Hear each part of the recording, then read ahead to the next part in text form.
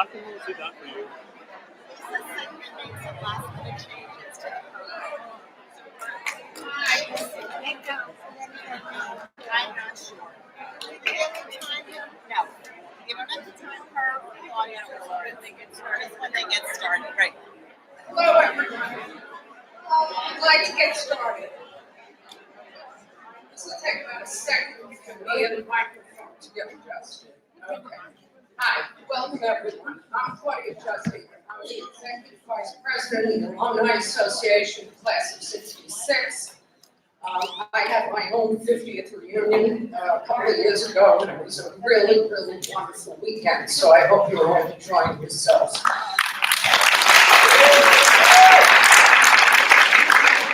Okay, so welcome to your reunion. We look forward to an enjoyable day for all of us. The Alumni Association was founded almost 50 years ago and is the only organization dedicated to serving our alumni base. Our commitment is to the recruitment, development, and advancement of the gifted alumni and students of Hunter College High School. All of our activities, programs, and communications with alums are created by our office staff and our board. Today's events are solely funded by your contributions. We are a not-for-profit organization. Membership dues cover only a base portion of our mission. Your contributions beyond dues allow us to continue to support the school at a meaningful level. I want to acknowledge certain people for making today possible before we begin our program. Of course, I lost everybody. Okay. Lisa Sigmund, who will speak in a minute, who is the acting director of campus schools.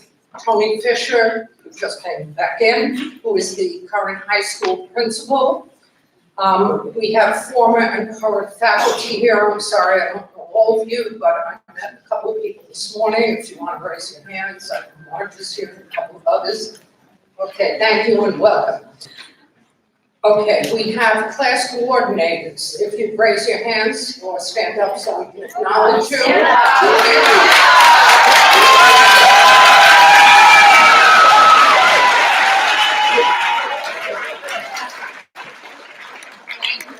It's a lot of work. I know we put on our reunion. One person just dedicated a year to just finding where everyone was. I also want to remind you, because Eniko will get mad at me. Eniko is one of our, she's a development assistant, that she has a gift for the class coordinators, so please see her later, okay? I want to acknowledge our board of directors, who I've been working with for the past 5 years. Who's the board of directors? You want to stand up, say hello.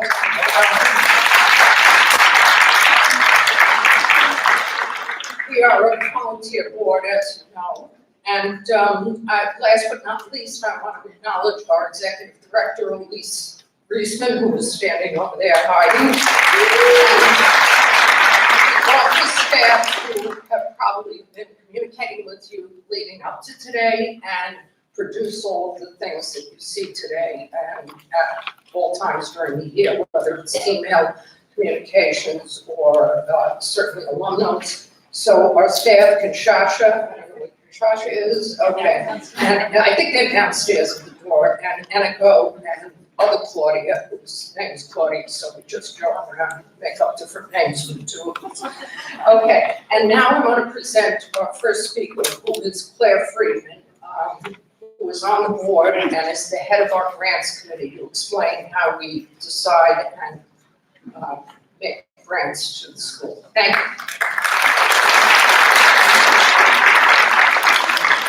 Thank you, Claudia. So as Claudia mentioned, the generous donations from all of you are used to fund a lot of great activities and academic experiences at the school. The grants committee upholds the mission of the Alumni Association by using the funds that you all donate and reviewing projects that seem really great for students here.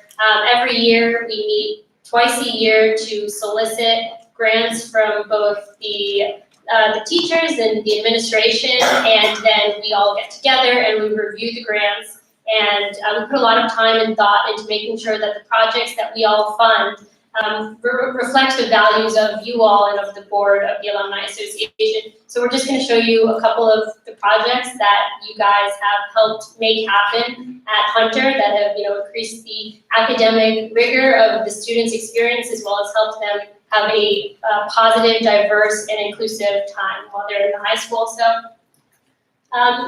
we funded a variety of projects that are focused primarily on academics, writing labs, upgrades of the science lab, renovating the resource center.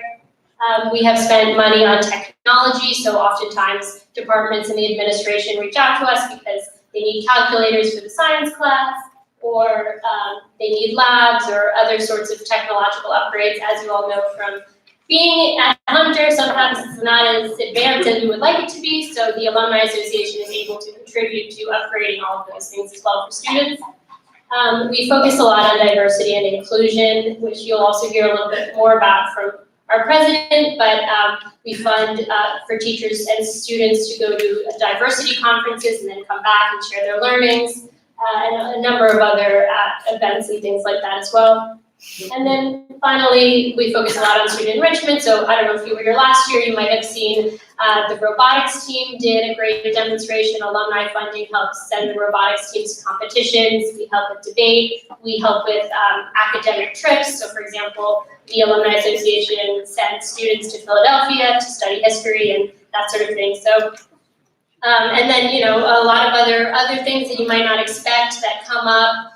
We tend to be a great source of funding for, any sorts of programs that teachers need that they didn't foresee. And so it's nice to be able to offer a group of people who are happy to review those projects and then award funding as required. So that's sort of a brief overview of the grants program. And now I would just like to introduce Lisa Siegman, who is the acting head of the campus school. And she is going to tell us about a project that we're excited about, as well as give you an overview. So, Lisa Siegman. Okay. Hello, welcome back. It's great to have everyone here. I'm particularly excited to see some of my former students in the 5th and 10th year anniversary classes. It's great. I have the privilege of serving as the acting director of the campus schools, and before I update you, I want to just get a special round of applause for my friend and colleague, Dr. Tony Fisher, the principal of the high school, who maintains this place that is so important to all of us. So we had a quite year. We had 3 award-winning ISEF, which is International Science and Engineering Fair projects to be recognized.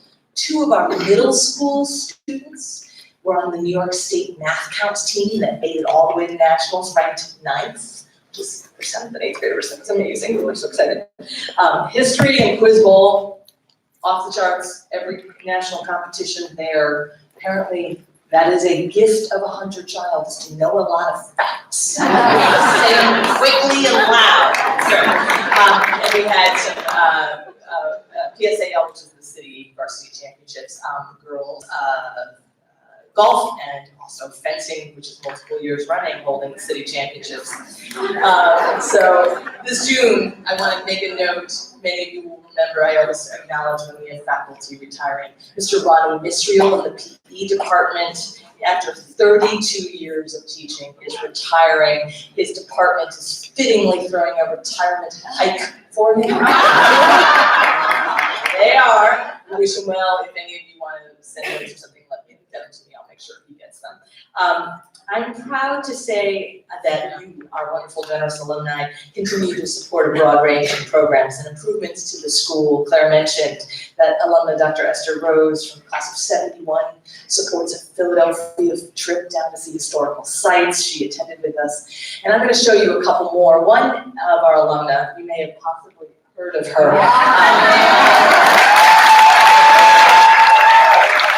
Justice Kagan came back to the college and we received an honorary degree from President Rath. But she met with our 11th and 6th graders, and it was just this moment. She's telling these stories about the school and what it meant to be here. Of course, her brother was still teaching. Her mother taught. Their mother taught here, so it was really a lovely sense of warmth and family. You have funded the diversity initiatives that Claire spoke to, and I want to point out that in addition to the open house for 4th and 5th grade students that are eligible. That's the right side gym picture. You also funded for the first time a boot camp where our current students tutored potential students on the entrance exam. And that was an amazing day. A third thing, if you know me, you know that I'm always talking about my robots, right? So you'll hear from my kids, this is the whole team picture over here. This is a sophistication and technology and expensive sport that we couldn't do without you. We're so grateful. Another thing I want to point out is sometimes alumni come out and they just say, hey, I've got an interesting opportunity. An alumni through Pam Roach, and I believe the alumni's name is Kari Shockless, brought some of our girls down to see what it's like to work at Instagram. This is the kind of opportunities that are amazing and we are so grateful for. Finally, another activity for all of you who know about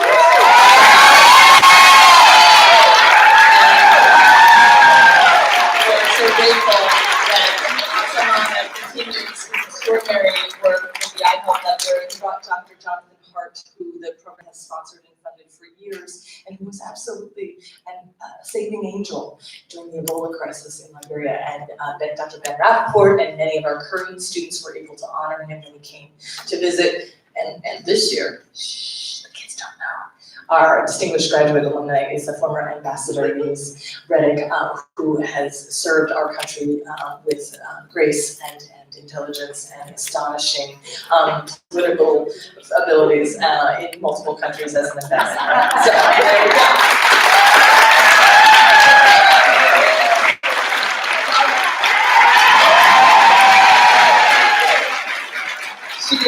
She didn't know I was putting her picture up. So, Hunter College continues to create resources for the campus school needs. Some of you, when you eat lunch outside in the courtyard today, are going to see this construction trailer. That is part of the project from the college, CUNY, and the state to replace our ancient boiler to a more energy efficient fuel type, upgrade the fire alarm system, and replace AC units on the roof. The college has also given us, for the first time, a psychologist line. I can't believe I've worked in a school this long without having a K-12 school psychologist, and we have one. Her name is Dr. Lynette Belazaire. She joins us this June. And for those of you who attended the last year, thank you. You may recall that I introduced this amazing renovation project, the extension to our school space, which we are calling, oh so elegantly, the glass box. And that image, it should be up behind me, yeah. There's an insert in your folders today, and the alumni executive board are going to talk a little bit more about it in a moment. But this is an addition that's going to add 4,000 square feet. That is on 2 floors, one for the high school, one for the elementary. It'll be right outside. That foyer will extend out into a glass atrium that will be flexible open space. It will be the chance for sunlight to come into this building and for children to see sunlight in the winter. We can't wait, and I want to just say that while President Rath has been moving forward on her fundraising activities, I'm really grateful to learn that the Alumni Association is committing to help us with this project. You'll hear more from them in a moment. Recently, I introduced this whole project to both schools, the elementary and the high school, and I think a video will start playing behind me that is just a montage of the students and teachers and parents who came to spend the day looking at the model, which is outside, doing exercises of mapping, looking at all the facility spaces and saying, hey, fix this area. Can we look at that area? This is not a good area. What's going to happen in the courtyard? All the important questions that we need to talk about as a community as we go into this project.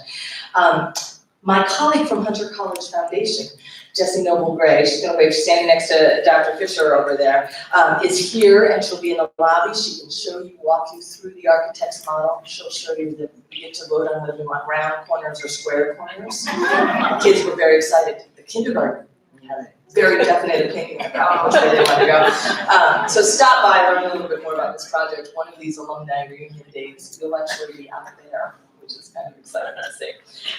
So I just want to say thank you, enjoy your day. I'm going to just hand this back off to Lawrence Chan to come up and talk a little bit more about what this, how we're working together. I'm so grateful for all that you do and for how much you love this school. So thank you. Thank you, Lisa.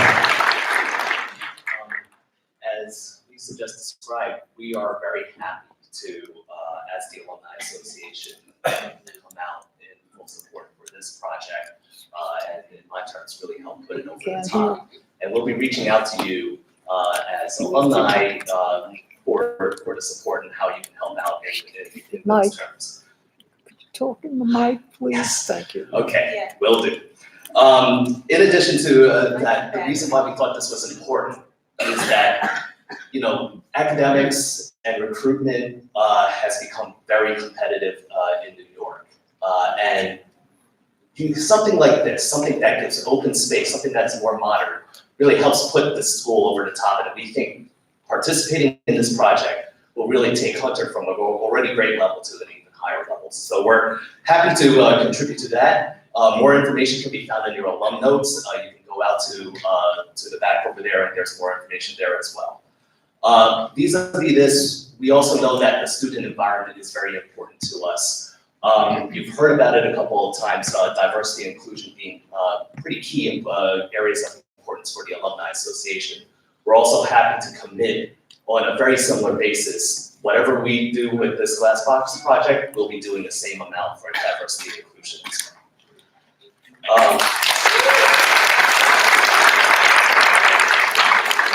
And those are really the two key points. I know everyone wants to get on to the rest of the assembly. So thanks again for coming. Shout out to the class of 99, 20 years over there. Not the loudest. And I'm going to pass it on to Lisa again. She's going to introduce a couple of the performers and the robotics team, and then we're going to get on with the program. Thank you.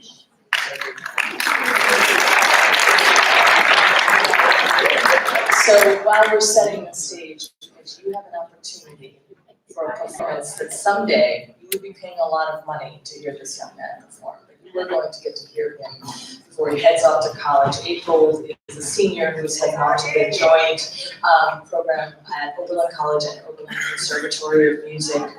And he has written a piece that he'll talk a little bit about after he's finished, but it is a variation of a copy of the piece.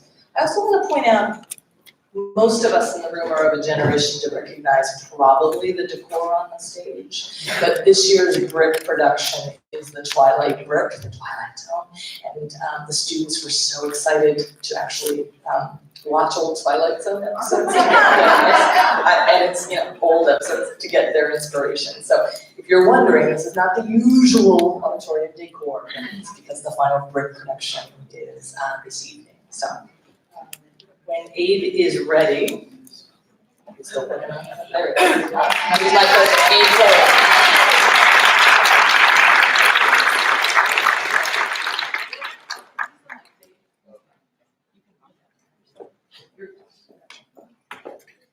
Hello. Thank you for having me. I just want to talk a little bit about this. Over this last summer and fall, I took a collection of a set of short pieces by Prokofiev, written in the early 1900s, and arranged them for improvisers.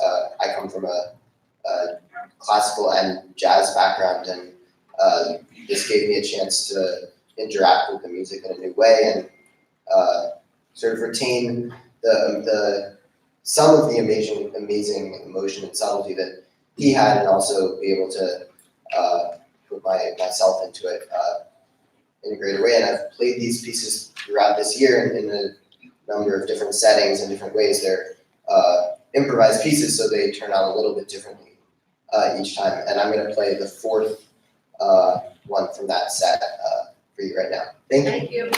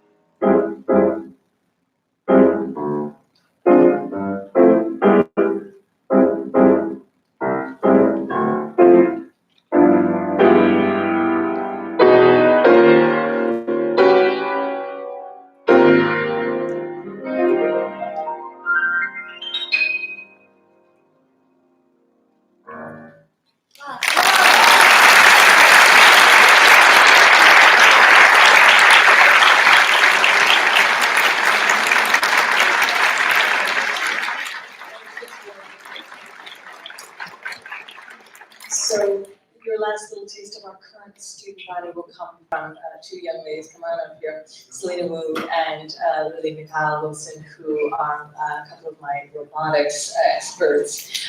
We usually have the robot here so that you can see what you helped us build, but it's being used for a charity event by our Corporate Mentors Alliance for Esteem this week. So they created a brief video, and I'm gonna let them take it.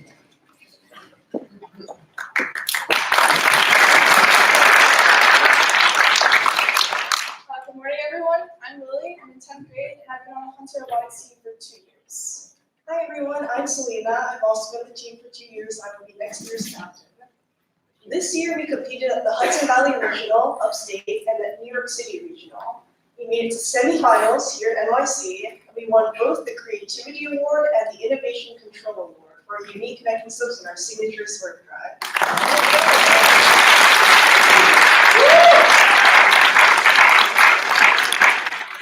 So now we have a video that we've prepared for you guys showcasing this season and why robotics is so important to our team. It features footage from practice sessions and interviews with students in grades 9 through 12. And we want to thank you all so much for all of your support, because without it, we really couldn't have the team that we're about to show you guys. So thank you.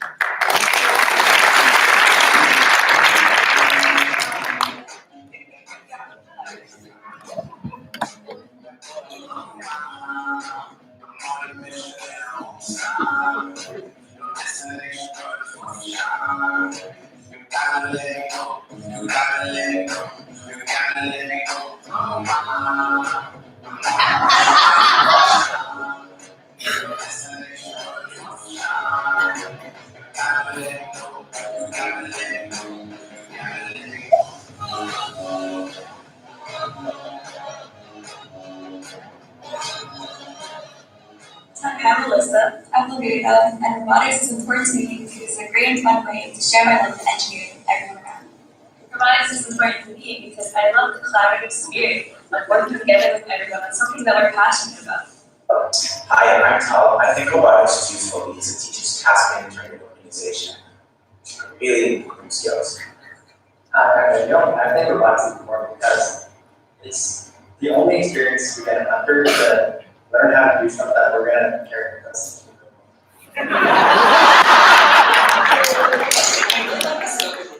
There's a lot to explore. And I really like robotics because we're going to get a clock every day for I feel like we can be able to bring come on.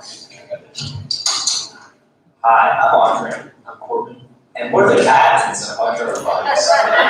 Robotics is here and I feel like having a dream job. And that's not just in terms of working with professional manufacturing tools and really cool stuff and mechanisms, but also the social side of engineering and collaborating with professional leaders and bringing up the generation of builders and robotics. Robotics is one of the only places where I can allow my imagination to run free. It provides a level of exposure to this world of professionalism, which really changes how you think about the world and how you perceive to be possible. I'm Kirby. I'm Victor. One of the main reasons I like robotics is I think there are a lot of really important skills like learning CAD and coding, just like hands-on stuff that you don't usually get to do in school. Robotics is like something I've always been interested in, like from the time where I got my Legos until now, and it was really nice to get some hands-on experience with something that's going to be pretty important in the future, and work in an environment where I feel accepted. Yeah, thanks for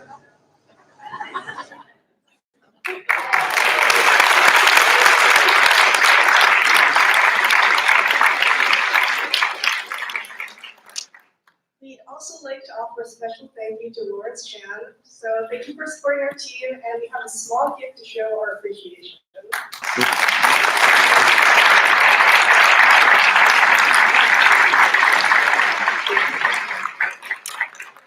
Thank you guys.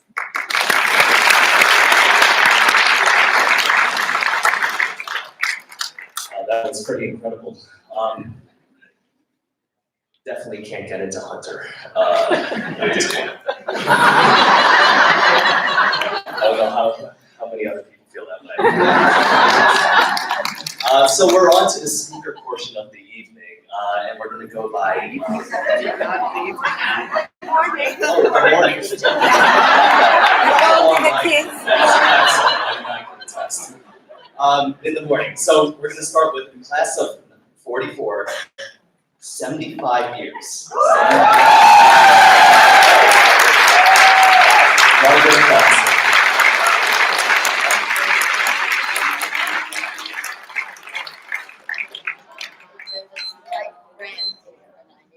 On my arm.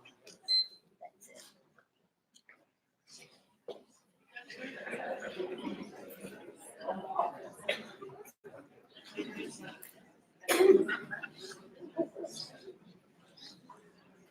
Spoken with a walker before, and I like this walker.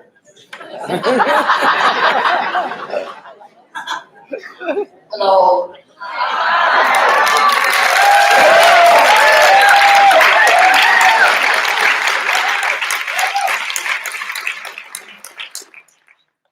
What an honor. What an honor to be an alumna of Hunter College High School.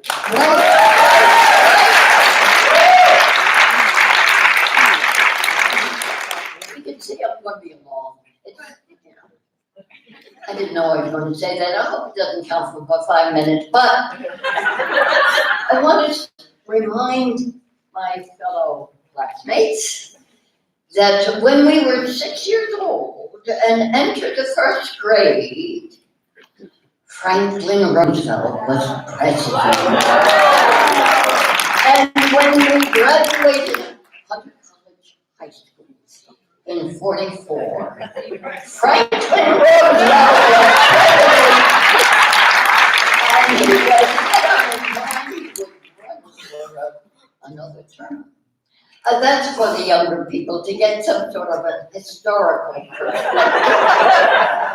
I won't go through the history, but I do know that we gals of 44, June 44, we had come through quite a number of adventures.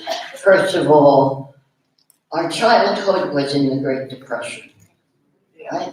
And we know, some of us, how it was to be hungry sometimes. But thinking about Franklin Roosevelt, he had said at that time, and we were part of it, 1/3 of a nation is ill-housed, ill-clothed, ill-fed. And that's for the younger people to learn a little history. But I'm going to say, remember if I can, and I do remember, the first, well, I came in September.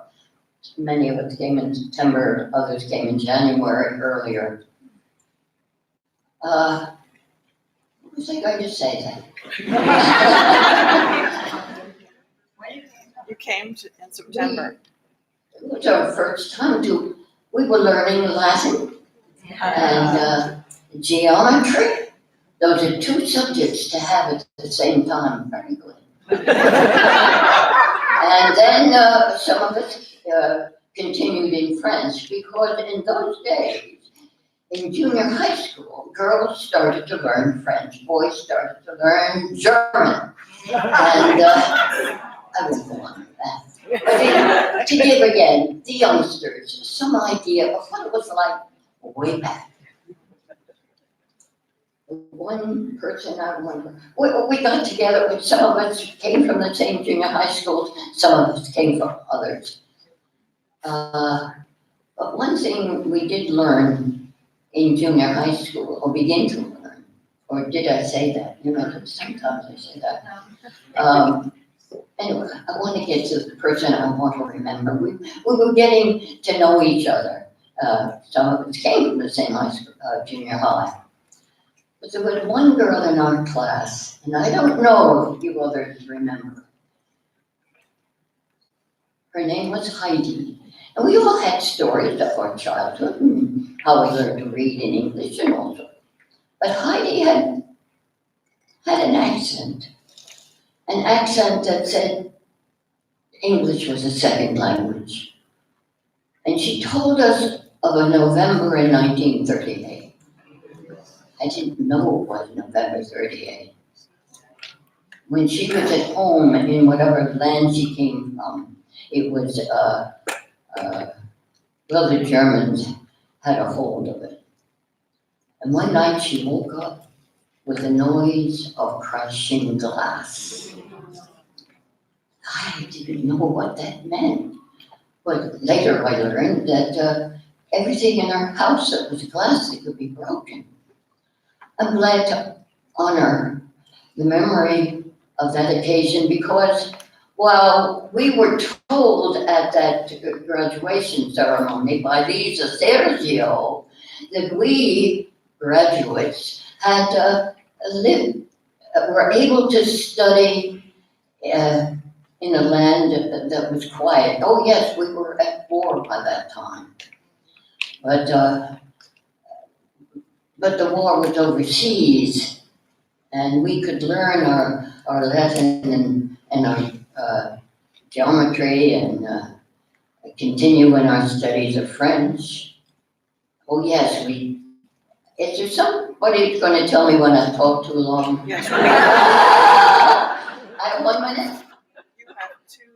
I have 2.5 minutes. 2.5. Okay.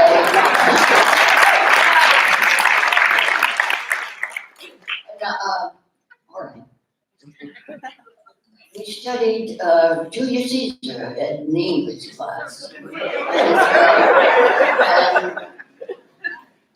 the teacher asked, have anybody seen the production of Orson Welles' Julius Caesar in modern dress? I had. And in that moment, I knew that the men prancing about the stage in gray flannel suits were not wearing the right costumes. I guess they didn't have enough money because of the Depression, and now I knew. All right, what do I want to stop with? I don't want to stop. What was on my mind? What was the next thing I was supposed to do? I want to ask, and this is really, I want to ask all the 44 graduates to stand, please.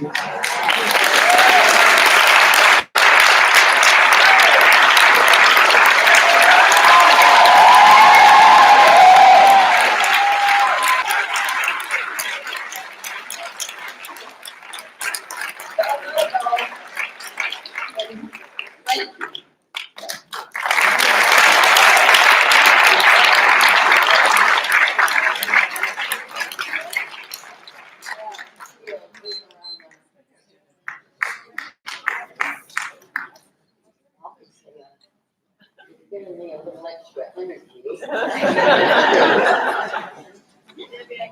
You go, girl.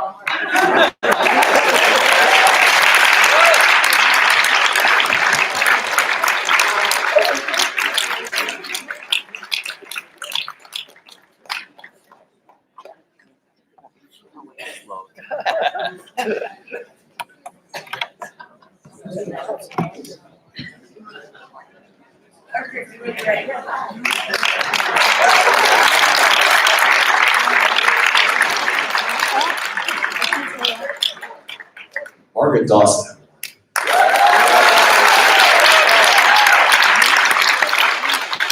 I've been told to remind everyone, or at least announce, that this entire assembly is being live streamed on YouTube, on the Hunter College High School Alumni Association YouTube page. So you can go there and check it out. We have 4 subscribers from what I see. Get into the comments a little bit, whatever.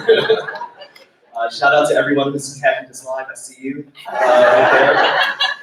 All right, and now, very honored to announce Mildred Spicer. Not like a Hunter right to be corrected by class of 49, January, Mildred Spicer.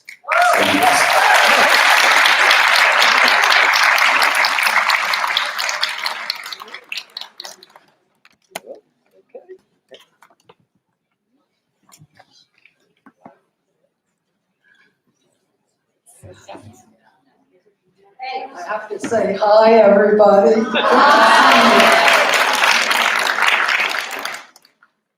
I just wondered if I could say something about then and now.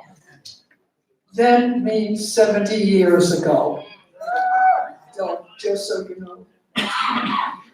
Do you know that 70 years ago then, that there were 6 entrance exams a year to get into Hunter High?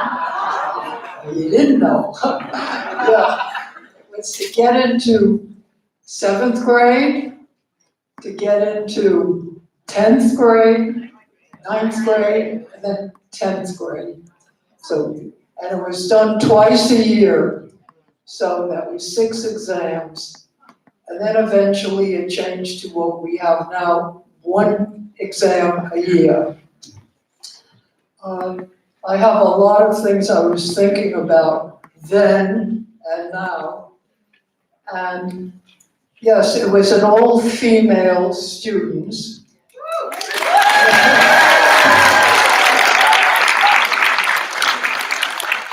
But it was also all female faculty.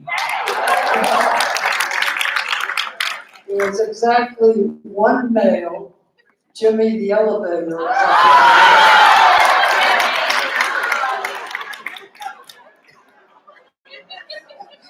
And that was when we were in 68th Street.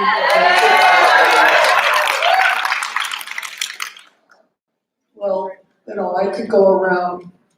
I make little notes about then and now, and it's hard for me to believe that it's then and now. I can remember when we were the 50th anniversary class. Incidentally, 2 of my classmates are here, and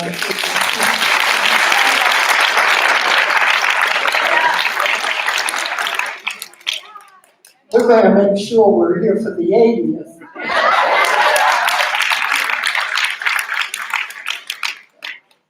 In any case, you know, you don't know, I majored in extracurric. And that's why there's the alumni, because I was so happy and pleased to get into Hunter High. At that time, believe it or not, I must have been about 11 years old. I wrote and asked for a copy of the exam. I want you to know it was sent to me. I guess after that, they decided they better say no.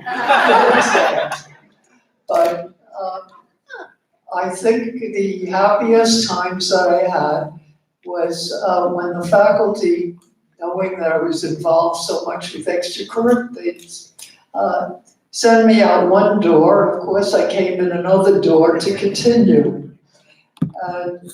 That was, if I'm going to remember the school, it's not because of the academics, it was because of the extracurricular. And that to me, that's how the alumni came around also. Where are our timekeepers? Okay, so I'm at the end. But, you know, of course, there were so many memories of then and now, because at that time there were big sisters. I don't know today. I would think that now there'd be big sisters and big brothers, so I don't know. But the important thing, and I'll wind up with this, were the GO meetings. The GO was a very important part of the school.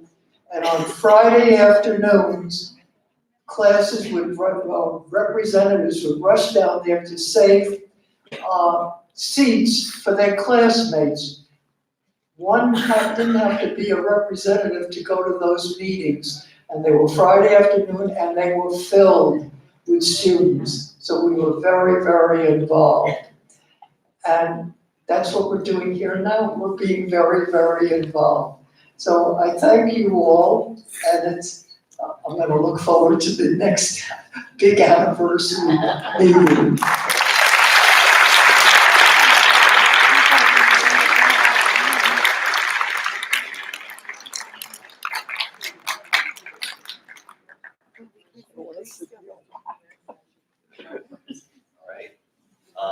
Also from the club, 70th, your 70th reunion here, for East Buddy Foreman House.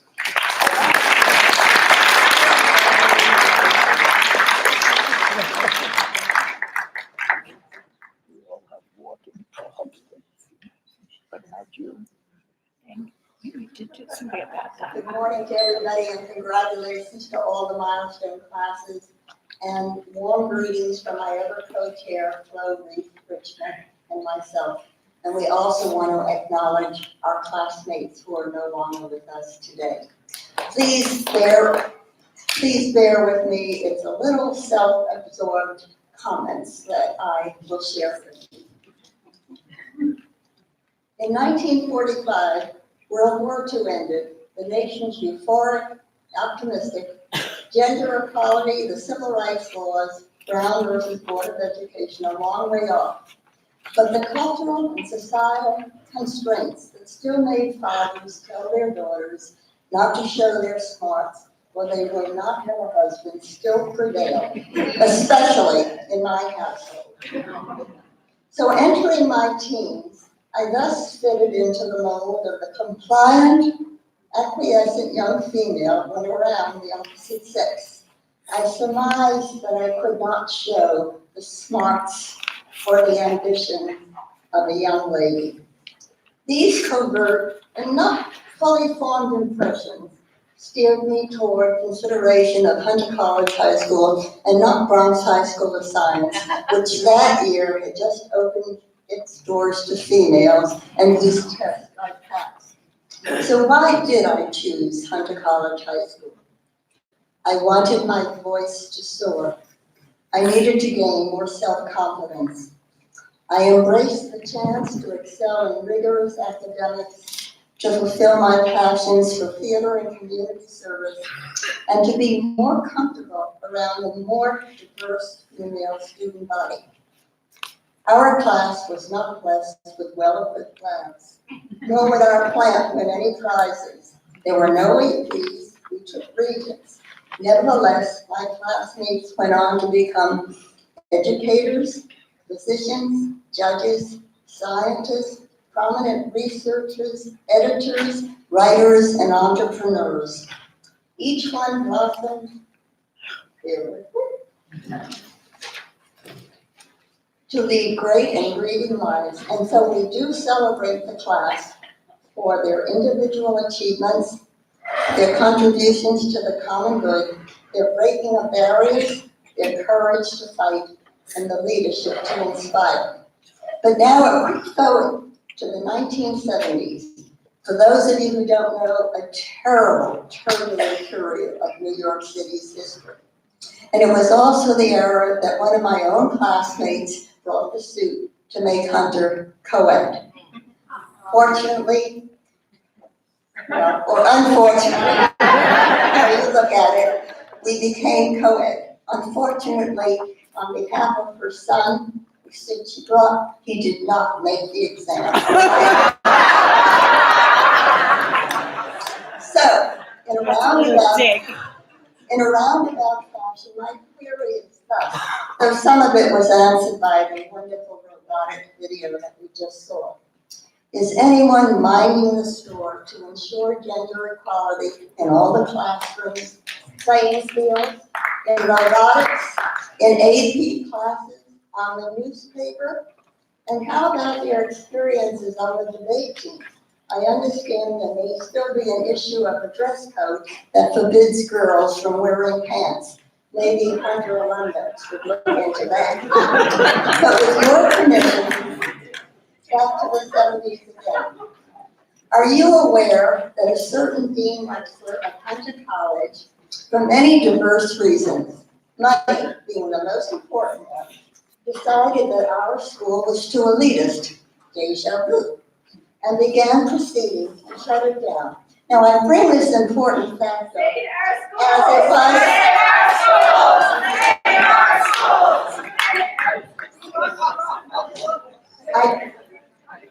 I bring it up as it was our former speaker, Mildred Spicer, who rose up, cajoled a coterie of dedicated supporters who petitioned, wrote letters, obtained the necessary signatures, and cajoled interested politicians to intervene against this impending action. Fortunately for you and I, the suit is now a footnote to the iteration of this institution. However, and Mildred did allude to that, but very graciously. However, the same graduate who I compared to Greta Thunberg, the 16-year-old Swedish actress, she went on to organize the original, the first Hunter College High School Alum Association, she becoming the first president and I becoming the second president. So,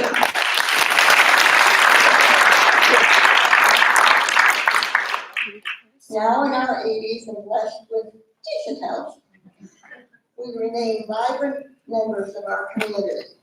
And I want everybody to think outside the box of how we can contribute to your life here at Hunter.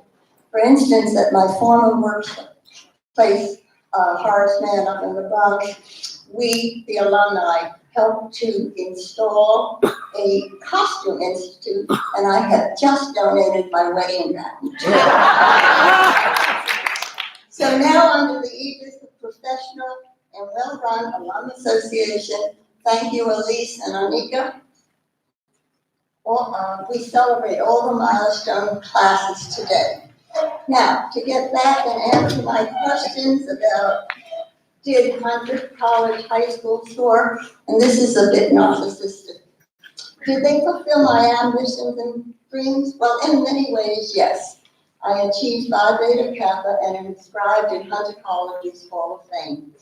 I am nationally recognized as an adoption activist and a published writer on early childhood science programs. Self-confidence, though, took a bit longer, but with the help of Freudian analysis and powerful female mentors, I slowly accepted who I was and who I became. So, while active, opinionated, resilient, young men and women save the school, it is up to active, resilient, talented young men and women to drive and support the school with their intelligence, energy, loyalty, and charisma, ensuring gender equality throughout our beloved institution. Bravo to all of you, and thank you for being such good listeners.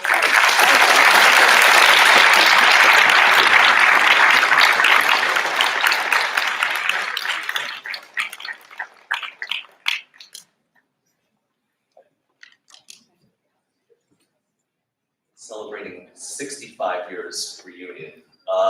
Kathy Davis Fisher.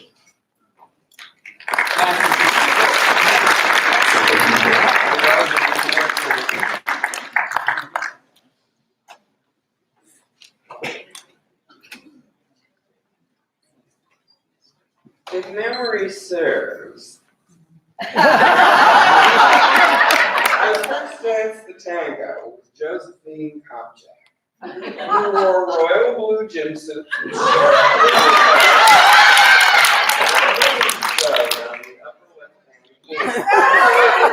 Jojo and I were not close except in the sixth floor gym, but I certainly called her to mind more than 50 years later when I visited Argentina. What pops up in your head is maybe logical, but surely unpredictable. And rather than figuring out the macro concepts that turned us into the pushy old ladies we are today, it gives me pleasure to think of the small oddities that shaped our lives 71 to 65 years ago, when Hunter began to teach us what the world was like. I arrived at Hunter Junior High in the 7th grade. Our classmates came from all over the city, So it began with an alphabetic roll call. It sounded like the one in a World War II movie. My original name was Davis, so I perked up when I heard a C name.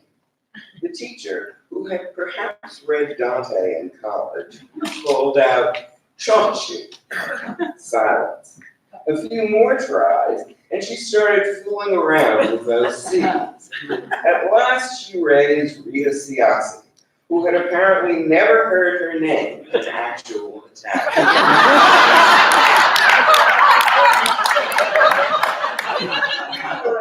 I first faced the incursion of male teachers. Mr. Haley, Mr. Harvey, Mr. O'Neill, Mr. Watson, Mr. and Mr. Reagan. A diversity imposed by Dr. Cyril Woolcock, the very new principal from Ohio. Some folks were horrified, others overjoyed. The new teachers had to get used to us, not the other way around. These men suitably worked in major subjects, but I am somewhat taken by thoughts of eccentric teachers in the minor field. The tango was a weird part of the syllabus in gym. Then there was the wrongly maligned speech department, here eliminating New Yorkese. The older classic dialect is less common in the central city today. Younger alums should search out on YouTube for Judy Holliday and Born Yesterday, or Adelaide's Lament in Guys and Dolls. You had your T's and C's, your glottal stumps, and you flew about. Miss Evangeline Trolander found all these in a Victorian poem by Eugene Field, which began in our dialect. The little toy dog is covered with dust. It's safe in the scorching stand. Then there was the music department, headed by Mrs. Royce, a round woman who began every term with the statement, I am like an elephant. Jaws dropping at her frankness. I never forget. One column was the more delicate and skanky, who taught us to sing Protestant hymns by the numbers of the scale. So the holy, holy, holy was just 11335. That was a positive and unintended consequence. It didn't damage the identity of us Jewish students. One day I was walking down the hall after class, and I heard the most gorgeous sounds coming out of room 111. The door was closed, and the president of the Glee Club was having her private practice session. It was miraculous to me that a girl just a year older than I could produce that music. And if anyone tells you you could be whatever you want to be, you can't be Martina Arroyo. In Metropolitan Opera, and though we didn't know each other, she will always be the president of the Glee Club. I believe those private practice sessions were arranged by the coolest member of the faculty, Charlotte Hoffman. When it was time to give a class of 54 a song to sing at graduation, Miss Hoffman chose a 1930 song by Cole Porter called I Happen to Like New York. You might call it pre-rap. There was no melody, just urbane lyrics, Hoffman style. As I learned via Google, she had tweaked Porter's lyrics to update them and make them just a bit more apropos for graduating 17-year-olds. To give you a whiff of that lovely vanished era, I'll leave you with just a line. I like the summer sun in Brooklyn, on that meadow where the Giants and the Dodgers play. So yes, memory serves.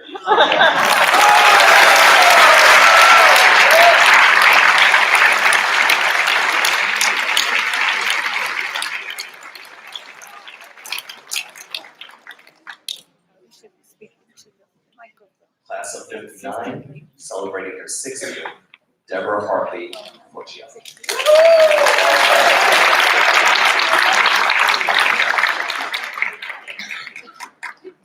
lighted room.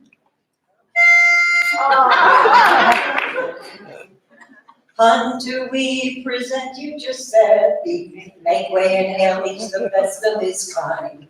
Please do not laugh, he's a cultured giraffe with a highly superior mind. He's a connoisseur of the opera, goes to the Met from September to June. Sings by the hour when he's in the shower, although he can't carry a tune. He never misses a night at the opera, he's with the conductor on cue. He finds Aida more interesting than playing cards with his friends at the zoo. Leonard Bernstein is singing his praises, and Madame Callis throws tantrums for him. Wide is his fame, celebrated his name. He is handsome, disarming, he's suave, and he's charming. Giuseppe, the senior giraffe.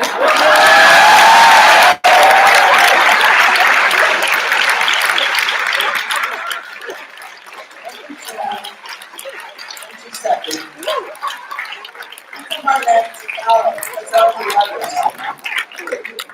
Well, greetings from the class of '59 and Giuseppe. My name is Debbie, and I'm here with 30 of my closest friends. The theme seems to be a little bit of what it was like then and now, and that's kind of ironic because that's sort of what I went with.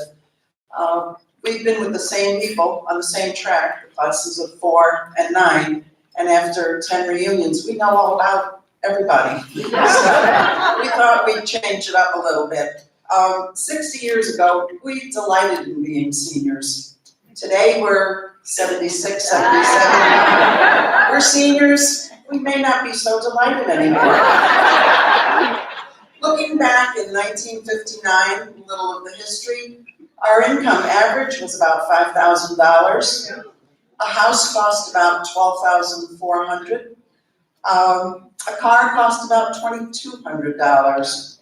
Think of that if you're only in the 5-year track here. That's a payment, right? A month. Gas was 25 cents a gallon. I think I filled up yesterday for about $40-something. And bread was 20 cents. Our president was Dwight D. Eisenhower in our period of time. The movie for the Academy Award that year was Gigi. And Alaska and Hawaii became our 49th and 50th states while we were in school. Our favorite songs were anything by Johnny Mathis, music from West Side Story, Ebb Tide, When I Fall in Love, Volare, Unchained Melody. I gathered most of this information from a little quiz that I sent to my classmates, and I gave them 20 questions. So many of these are their answers to the 20 questions. And we had some vices also, surprisingly, at 77 years old, that you think about that, but most of them were pretty innocent vices. No self-confidence, self-absorption, worrying too much about grades, a Hunter girl, worrying too much about grades. We also, some of us smoked, and some of us actually ate too many French fries, drank too much coffee. So those were the things that we worried about at the time. 59 technology, if there was such a word, it certainly weren't robotics, that's for sure. We were very proud to own a portable record player, have a hair dryer that was kind of bouffant. Saved you a little time with the curlers overnight. Thinking about typewriters, portable radios, and the old brand new stereo. Those are the things that we had as technology. Now, today, what do we wish we had? We wish we had the internet. We wish we had PCs because it would have made homework a heck of a lot easier. Kindles, iPads, women's rights. Those are the things that we wish we had in 59. Over 60 years, have we changed at all? Over the course of those years, we've accumulated somewhere around 450 degrees, averaging 2.5 apiece. We've had this typical jobs like every Hunter graduate that range from professorial down to stay-at-home mom. We have 8,000 years accumulated. Sorry? Stay-at-home moms are perfect. Domestic engineers. We have 8,000 years of marriage amongst us, averaging 40-something plus. We've lived in 450 different locations, averaging about 2.5 moves each. Our senioritis, we've been retired over 40 years. We've had over 500 surgeries, averaging about 2.5 each. Many of us are still currently employed. Things we've accomplished, one climbed Mount Everest, one climbed the Matterhorn. We've also had career and family as the greatest accomplishments that we can think about. Regrets, probably not learning foreign languages, not traveling enough, not having enough time with spouses that are gone, not learning to type. What do we wish we could still, or what can wish we could still do? Play piano, live abroad, multitask, fight fires, run, swim, bike, all of those good things. Thank you from the class of 59.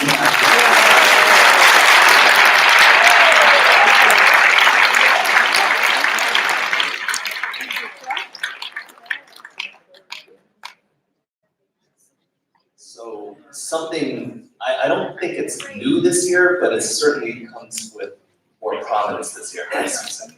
Okay, sure. Susan Speck. The one thing I want to add, we did this for our 50th, and we're repeating it because we couldn't prepare anything for this year. But also,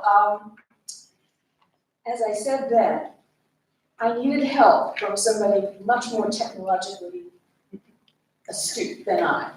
And Tony Fisher suggested Kevin Chu, who was a senior when we were a 50-year class. I will just add that Kevin last week was at Cannes Film Festival. So.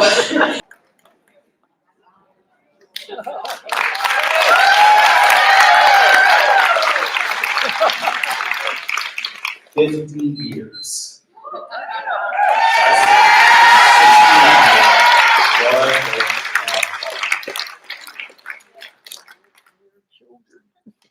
It's customary that the person who stands here is a celebrity, well-known, famous.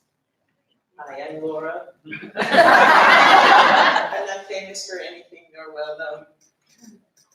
But I'm honored to stand here today to represent the smart little 11 newcomers who more than 50 years ago took and passed the Hunter test without test prep.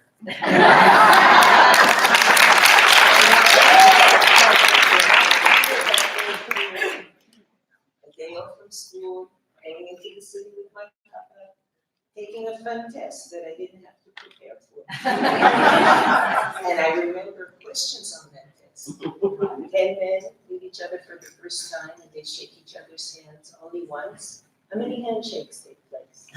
100, 90, 50, 55, 45. I didn't know then that there was a formula.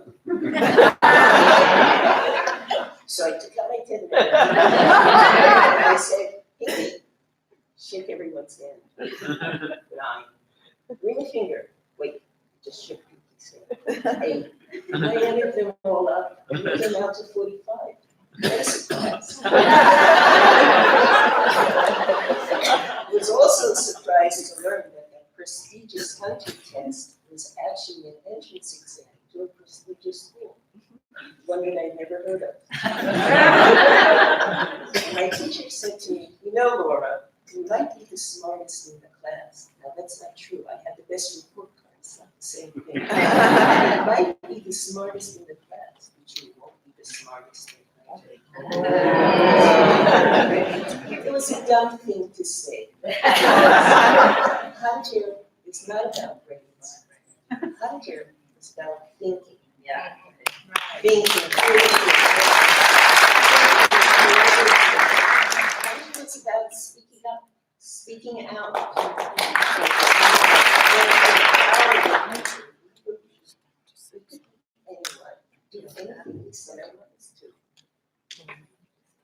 In senior year, we had a program called the Humanities. It was an interdisciplinary program. Social studies, English, the arts, music, dance. The subject was man, mankind. And there were no breaks. We had to hand in papers. And if your paper came back, from there on the bottom, the last page, it said, very nice work. You went home and you cried. Very nice work. How dumb. What was the paper that you aspired to get back? That was the paper that had all different color ink in it, different color handwriting, because that meant that your paper had been read by more than one teacher, that it had sparked interest, that it had sparked controversy. That was the paper you aspired to write. Teachers, we had good teachers, even great teachers. Every moment, think of that teacher who saw you as more than a student, more than a silly teenager, troubled or troublesome. Think of that teacher who saw you as an individual. Right? We all had someone. In 11th grade, we had Mrs. Laster for English. Mrs. Laster was not well loved. She could be. I'm not very good in English. I'm more science, math, so I just do my work, keep my head down. Mrs. Laster would ask a question and hands would go up. But like some teachers, Mrs. Laster would call on the person whose hand wasn't raised. She'd call on. Usually after this eternity of silence, move on and they call on someone else. Now Mrs. Lester, she would wait, and I would wish that the floor would open and swallow her. Mrs. Lester terrified me. But in 12th grade, when I knew I was moving to Israel, and there's not much in the way of English language libraries or English language books so extensive, I went to Mrs. Lester and said, perhaps you could recommend some books to take with me to Israel. Mrs. Lester invited me to her house for tea. And she sat with me that afternoon and went over the list, every book, why it was important. And I bought every book and I've read them many times. I've taken them all with me and I've moved many times. And every time I hold one of those books, I think of her kindness to me. Friendship. You know how it is, we go through life, we have public school, high school, university, or workplace. We have many friends, we're close, but then we drift apart. We lose contact with each other. At Hunter, the opposite has happened. 50 years have passed. At school, I knew almost everyone by sight. I had 2 friends. 50 years, and our friendships have deepened, they've blossomed. And I can explain this paradox because we share 6 very special years together at a unique school. Class of '69, my friends, please rise.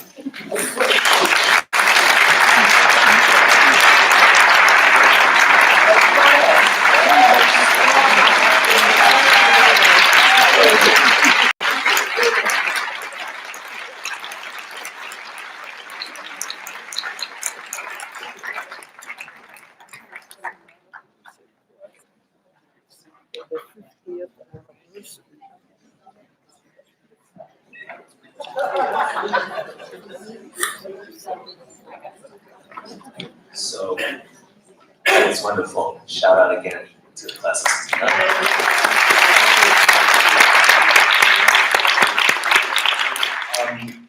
So up until the next milestone class, we're going to predominantly have video presentations. I know class of 40 will also have a speaker as well, but celebrating 45 years reunion, class of 74.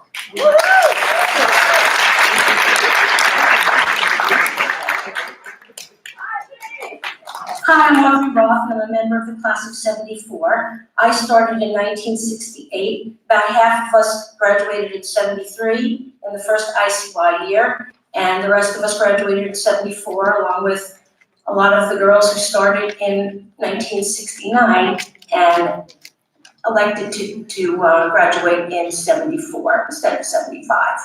We started in the castle in the heat of the Vietnam protests.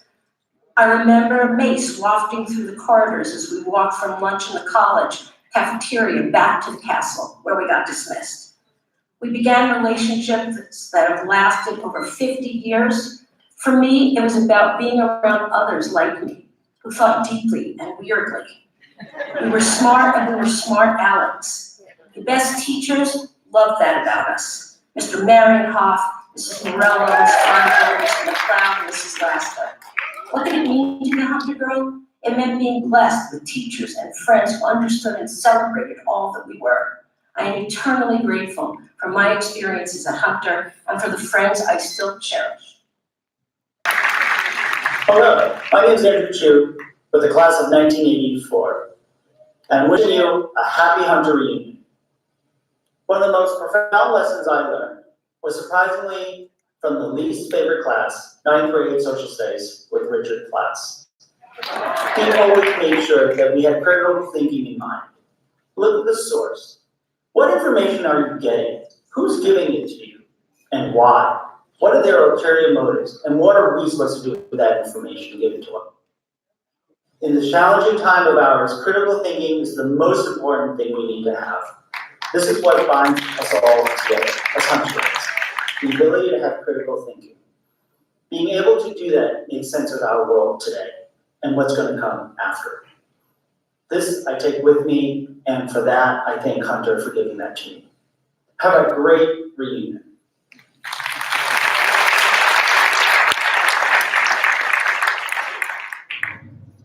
Hey everybody, Keisha Harris, class of 1989. I think my favorite thing about Hunter is just my friends then and now. It really fed my spirit and helped to make me who I am. So shout out to all my classmates and friends and family. Love you so much. Peace.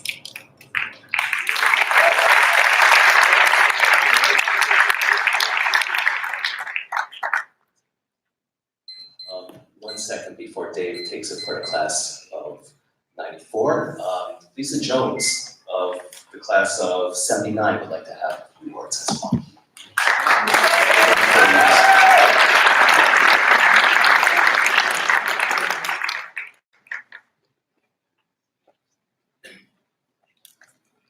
Good afternoon. Ladies and gentlemen. Because we don't follow any protocol, we decided that the class of 79 also needed to have its say in addition to the video. So I was elected just shortly to speak. But in Hunter Forum, I took the challenge. I will try to be brief, but I think it was very significant, not only for our class, but also for me. I am not only a Hunter High School alumni, I am a Hunter College Elementary School alumni. Even more importantly, and so thank you so much. I think the first woman I met this afternoon was someone from the class of 49. And I'm trying not to be emotional, but I will, because the idea that I could be able to touch and feel and embrace someone with the years before me and their experiences, but just that sense of being a Hunter girl just erased not having any connection immediately because we all are Hunter girls or Hunter alumni. I am a Black girl who grew up in Harlem, happened to be 4 fortunate enough at the time that my nursery school was one of the testing sites. In 1965, there were only 6 other elementary schools, preschools, that were selected for children to be tested at the age of 3 1/2. I still have, and I'm sorry I didn't bring it, and you know, paper was smaller than on a typewriter, a little piece of paper that my mother received that says, your daughter, Lisa Marie Jones, will be entered into the preschool class of 1965. But more importantly, and I know there's a lot of talk about inclusion and gender inclusion, but I do have to say this. I am a Black girl from Harlem. My mother worked for Shell Oil Corporation. We got on the bus at 5th Avenue and 112th Street and came to a totally different world. I went to Hunter in the original building on 69th Street. And my mother worked at One Rockefeller Plaza. And then to come back home to a totally different experience is the foundation of my being. My best friend, one of my best friends, is Miss Dr. Wendy Weiss, who I've known since we were 8 years old. And I have to say, when we talk about transcending time and marriages and distances, that we had not seen each other for numbers of years. And when she got married, she called me, and I was the maid of honor in her wedding with no other bridesmaids. And that was just so incredibly special to me, that this sense of the connections and friendships run so deep. I will also say, so I was giving my warning. So, there's a lot of last and a lot of first for the class of '79. Wendy and I were, so as a minority, I was the first class of elementary school students to have to take the test to go into the high school. I'm saying as a minority class. We protested with those who were thrown out of the college. So I was 8 years old with the picket sign, save our school. So we left 4th grade and went to the Castle on 54th Street. Then we moved from the Castle to some other school on 2nd Avenue for 6th grade. We were the first class that was in 466 Lexington Avenue for 2 years. We were the first students in this building. Right? Am I right? Yeah. I was also in the class where they had 5th and 6th grade together with Elena Kagan, and her mother was also my homeroom teacher. Okay? We were the last all-girl graduating class welcoming the boys, right? So yay for '79. And we were also the last class to wear this ring, this Hunter ring of the oval stone that my friend Renata is showing me because they changed the stone. Okay? Hunter is so forever near and dear to me. I am the first minority to have gone through Hunter's schooling from the age of 4 through 18. 12 years. Nothing more than has prepared me to be the woman that I am today in the world that we live in. And I just ask, and my other classmate just got elected to the board of directors, Ms. Judith Daniel George. And I will just say that I ask that Hunter, in this illustriousness of education for girls in this city and boys for the prestige, please do not forget inclusion and diversity. It is wonderful for gender equality, GQ, B2LG, whatever the letters are today. But the face of our illustrious school has to look more and more like the Browning of America, and I'm so proud to be a Hunter girl. Thank you.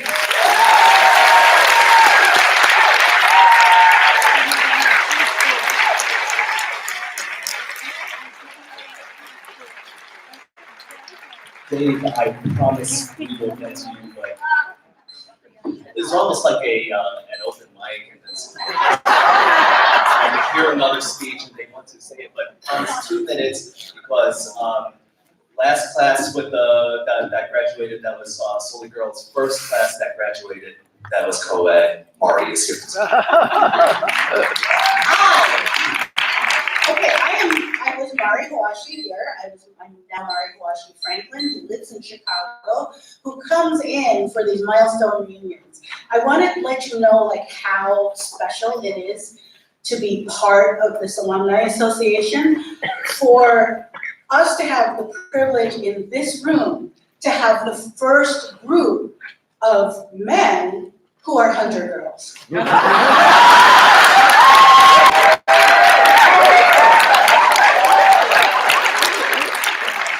I promise you, they are Hunter girls. The spirit of the best things that make us Hunter girls.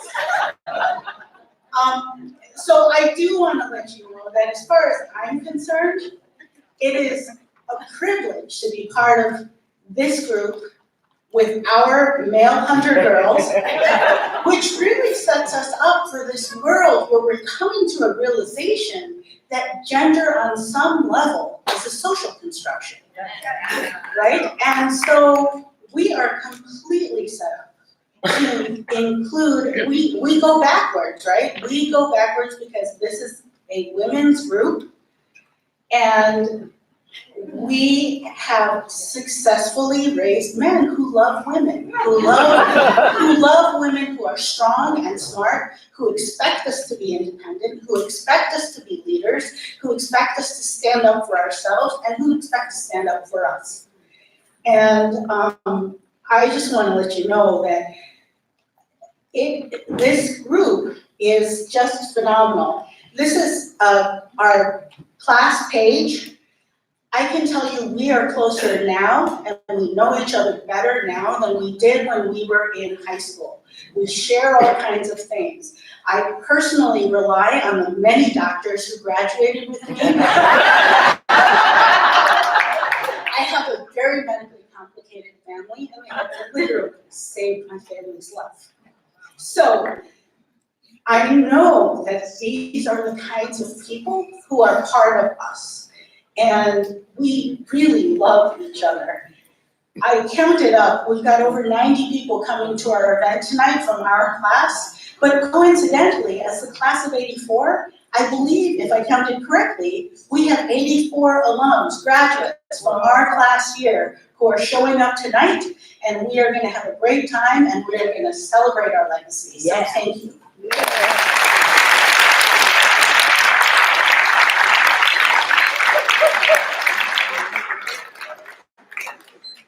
Milestone class of '94 at long last. Dave Kirk. Hi, my name is Dave, and I'm a Hunter girl.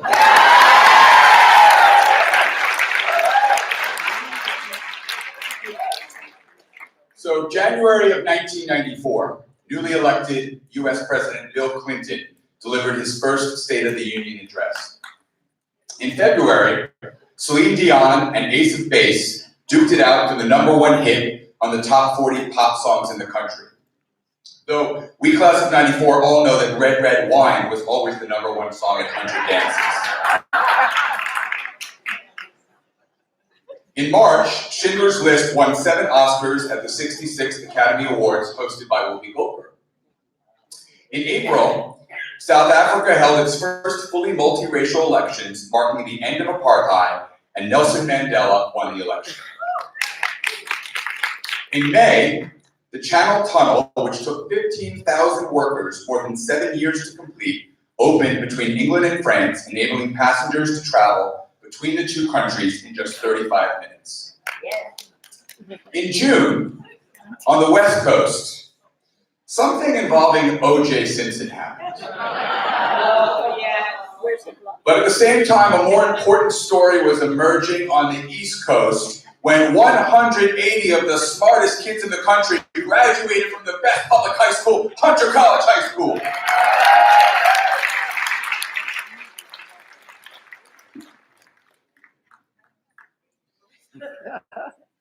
After 6 years or more, Hunter Elementary represent, of hard work from demanding teachers, diverse peers, though not diverse enough, and friends from all over the greatest city in the world, we said goodbye. In looking back at what happened over our time at Hunter, without the internet back then, I had to rely on the newspaper. And well, since I couldn't find any copies of What's What or The Observer, I turned to Hunter's short-lived tabloid newspaper that I got to work on with a bunch of friends. Witness.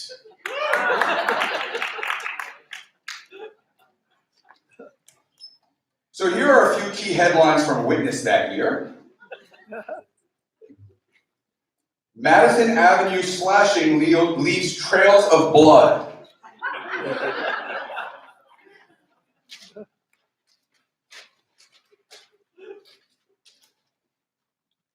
Opinion, legalize drugs now. Took 25 years, but it happened, right? The cold lunch, chocolate milk.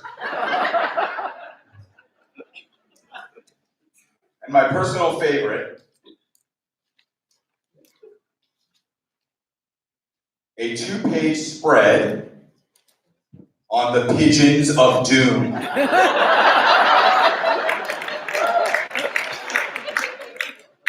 Dangerous pigeons, apparently. Well, a lot has happened at Hunter and in the world over the last 25 years. And the Hunter class of '94 has gone on to do some amazing things as well.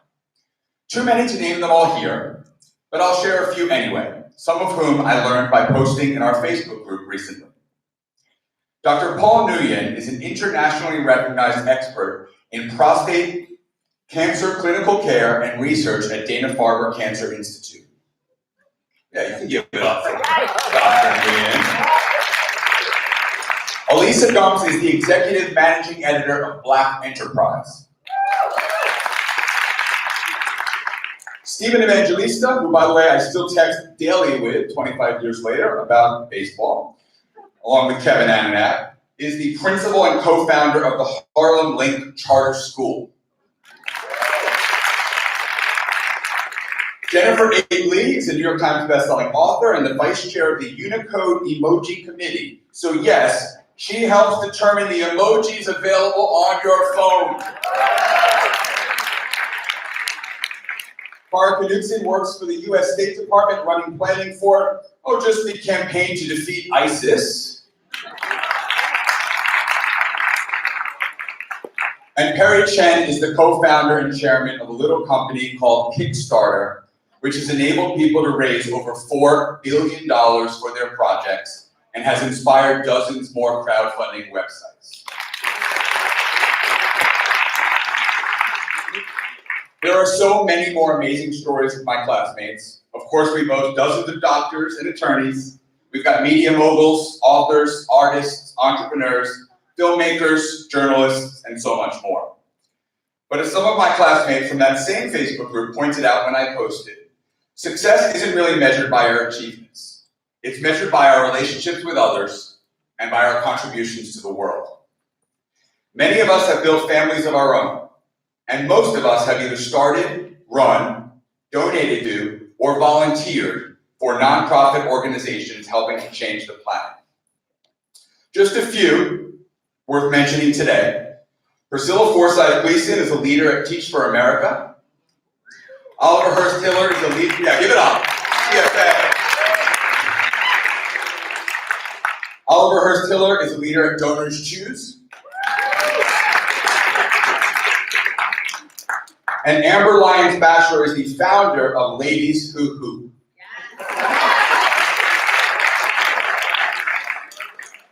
Hunter taught us to work hard, to stand up for what we believe in, and to take care of the people around us, our community, and the entire world.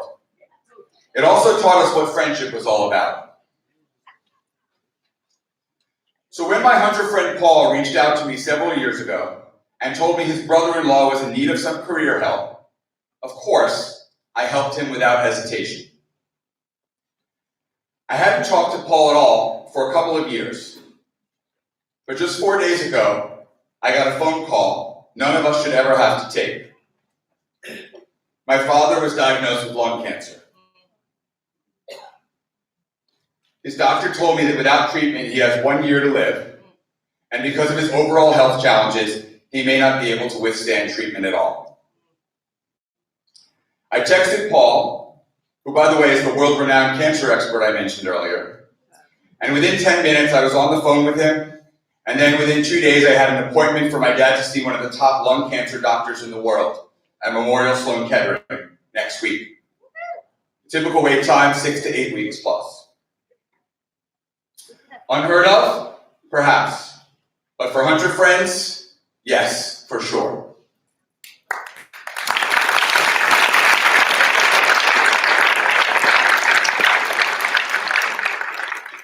I am so grateful to Paul. Really, I'm grateful to all of my 194 friends and classmates, teachers and staff, and the school that gave us all so much. I'm happy to report that the class of '94 has donated and pledged over $10,000 this year to the Alumni Association to be used for diversity, recruitment, and PR efforts, so that Hunter can continue to be the best public high school in the city and in the country, serving the amazing, diverse communities of New York.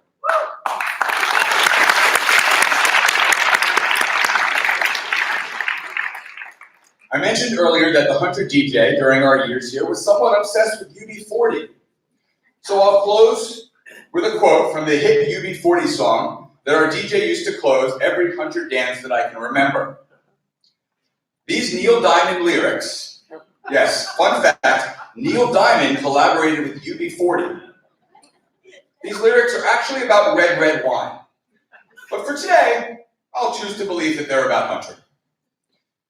It's up to you. All I can do, I've done. Memories won't go. Memories won't go. Thank you. And now for a special surprise, I'd like to cede the remainder of my time to a longtime Hunter staff, coach, and family member, Asumana Randolph, who, by the way, in fact, got his start at Hunter as the faculty advisor for Witness. Give it up for Asumana.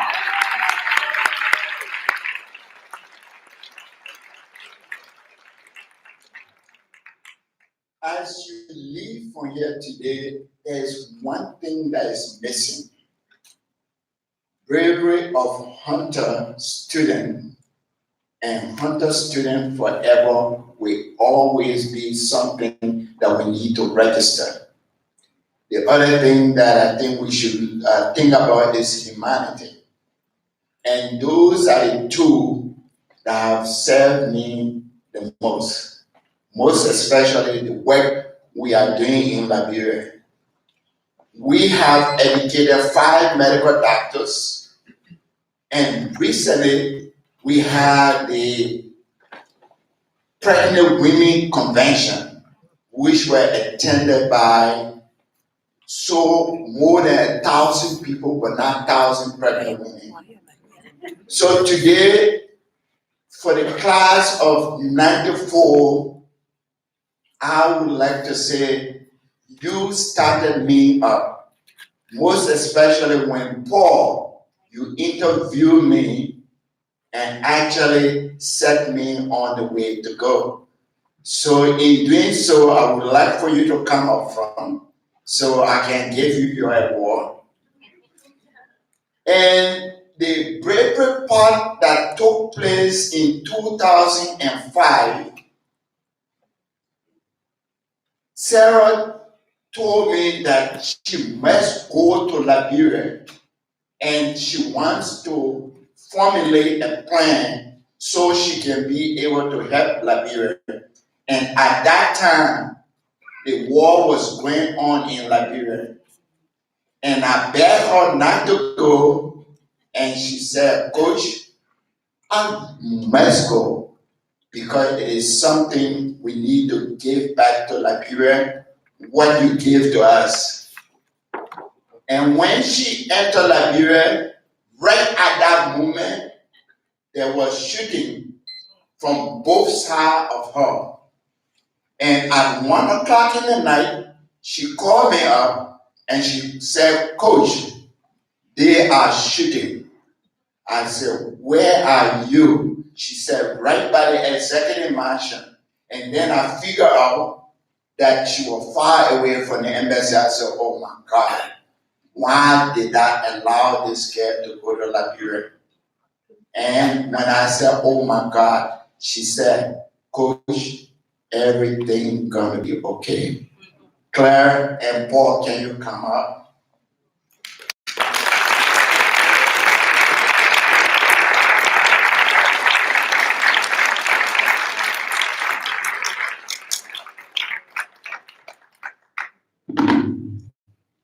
And actually, this is in line with what Hunter is doing today and what the team of Hunter is. In recognition of your outstanding dedication to creativity, Paul, and humanity, that's what we are all about this year, creativity and humanity. Paul, thank you for signing.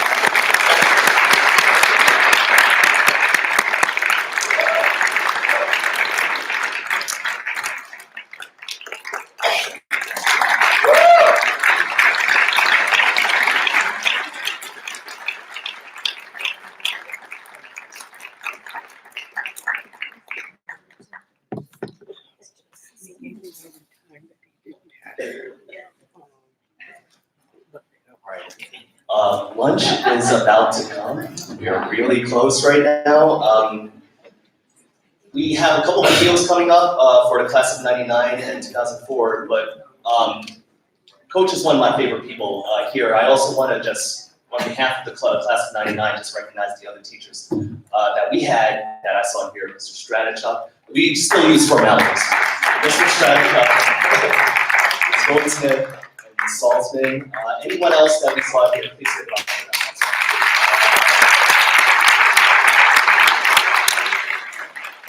And we have two videos coming up for the class of '99, Jack Riccobona put it together, and for the class of 2004, Ryder Kessler.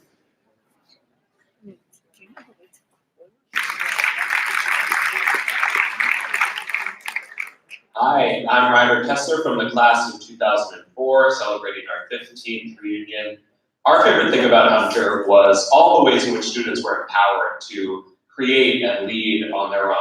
For me, the Free Prison Playhouse was the perfect exemplar of that, with students writing, directing, producing, and running all aspects of the theatrical experience. We, as a class, have tried to take all of those values into our adult careers, and we're very happy to be looking back on our wonderful times at Hunter today.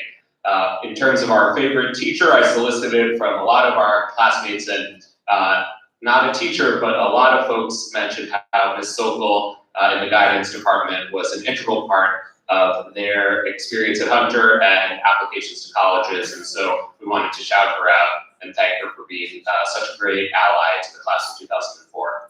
Hope everyone has a great reunion.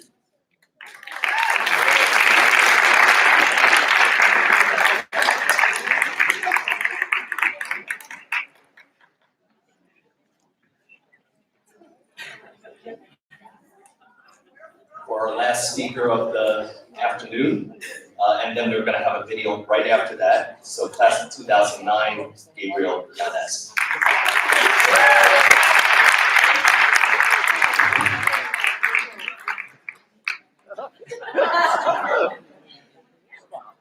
Good afternoon, alumni.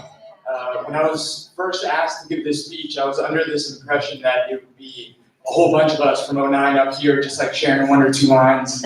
Apparently I'm doing like a full speech, so the pressure's on to do right by the illustrious class of 2009. It's a good SAT word for you, if you remember those. So, in honor of the Hunter spirit, I pulled an all-nighter to get this thing done, and sent a written version of it to the Alumni Association a full week after they had requested to see it. And by all-nighter, of course, I mean the adult version. I went to bed at midnight instead of my usual 9 p.m. And then I put this together, and luckily there was no turnitin.com requirement. I'm so grateful to have the opportunity to speak in front of all of you today, not just my class. I'm also grateful that the 2nd Avenue subway line's finally done. I didn't participate a lot in clubs in my 6 years here as a student. I was on the swim team. I went to a handful of HOLA meetings, that's the Hunter Organization of Latin Americans, solely to pad up my college application. Needed all the help I can get. My parents didn't quite have $100,000 laying around to have someone take the SAT for me.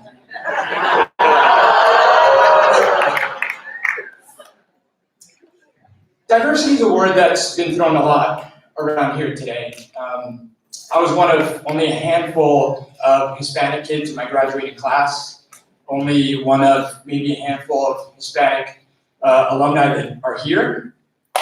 Some might point to that as a lack of diversity, a problem, something that we need to fix.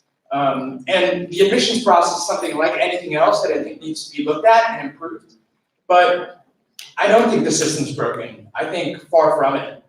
Diversity to me is something that's far more than just the ethnicity of the demographic of the student body. And I think it's actually something that we had a lot here at Hunter. We had an incredible diversity of upbringings, diversity of opinions, diversity in faculty, diversity of passions, and yeah, even a diversity in culture. I mean, we all had different cultural shows here that were amazing and taught me a lot. Sorry, I lost my place.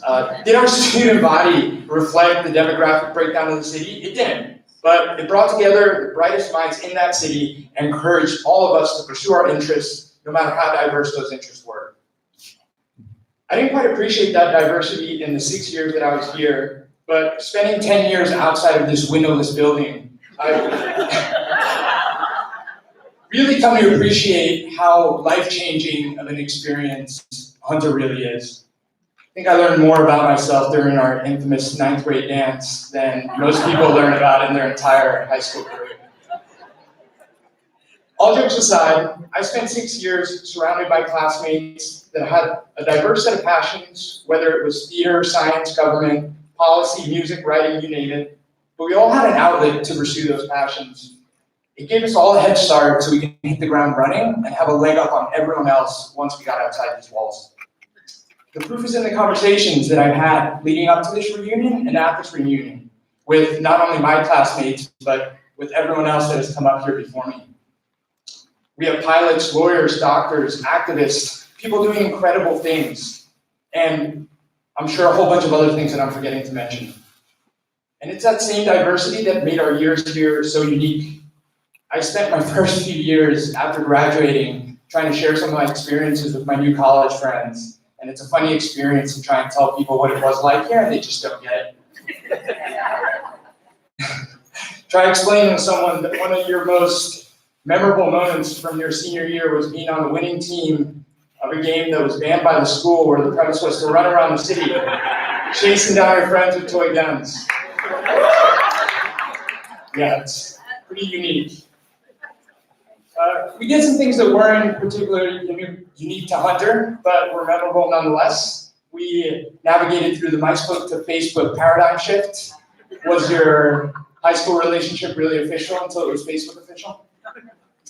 We went from no cell phones to flip phones to razors. I remember trying to text under my desk by hitting a number key 3 times to get a letter. It can be easy to take for granted the groundwork that Hunter paid for our journeys outside these walls, but I'm thankful for the opportunity to go down memory lane with all of you and really appreciate what this school has given me. And I'm especially grateful to have experienced that with the great class of 2009. Thank you guys.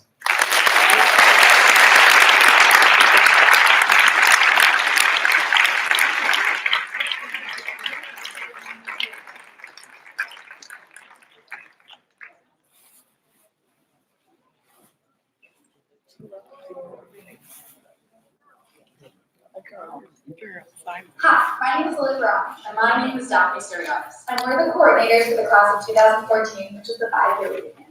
This is our first milestone reunion, which has prompted fond memories of our time at Hunter Health. Teachers assigning too much homework, kids complaining about said homework. But these experiences prepared us for college and the world beyond, and also left us with lifelong friends. We were close friends in high school and stayed close throughout college. We signed up to be class coordinators, not knowing we had been signed up as well. Daph lives in DC and I live here. Planning reunion gave us a reason to talk on the phone and FaceTime probably more often than we would have otherwise, which strengthened our friendship. This process has also been a great way to get in touch with old classmates who are all very excited about our reunion today. We look forward to staying involved with the Alumni Association and to planning our next reunion in 5 years.